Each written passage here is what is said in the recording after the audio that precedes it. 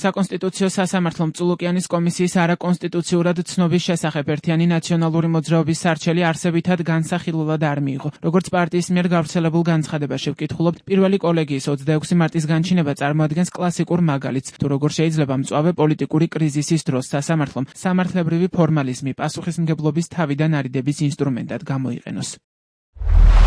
ეს ნიშნავს, რომ საკონსტიტუციო სასამართლომ ქართულ ოცნებას შეუზღუდავი უფლებამოსილება მიანიჭანების მერი პოლიტიკური პარტია, ჯგუფი ან ორგანიზაცია კონსტიტუციური პრინციპების სრული უგულებელყოფით თვითნებურად დაუქვემდებაროს თავის საგამოძიებო მექანიზმს, დაჭერის შიშით დაავალდებულოს მათ წევრებს გამოცხადება, მოსთხოვოს მიღებული პოლიტიკური გადაწყვეტილებების მოტივებისა და მიზეზების ახსნა და ამით მათი პოლიტიკური დევნის წინაპირობების შექმნას. მიგვაჩნია, რომ საკონსტიტუციო სასამართლოს პირველმა კოლეგიამ უარი თქვა თავისი ძირითადი მოვალეობის განხორციელებაზე და კიდევ ერთხელ წაახალისა ქართული ოცნების მიერ კონსტიტუციის პრინციპების უგულებელყოფა და თვითნებობა. ამ გადაწყვეტილებით მან წინასწარ მოამზადა საფუძველი წულუკიანის ღალატის კომისიის დასკვნის საფუძველზე პოლიტიკური პარტიებისა და შესაბამისად ქვეყანაში პოლიტიკური პლურალიზმის ასაკრძალად. ჩვენ კიდევ ერთხელ მოვითხოვთ, რომ პარტიათა აკრძალვის სარჩელის დასაშვებობის საკითხი გადაწყდეს ზეპირი განხილვის საფუძველზე და საკონსტიტუციო სასამართლომ გადაწყვეტილება კვლავ არ გამოიტანოს დახურული პროცესის საფუძველზე.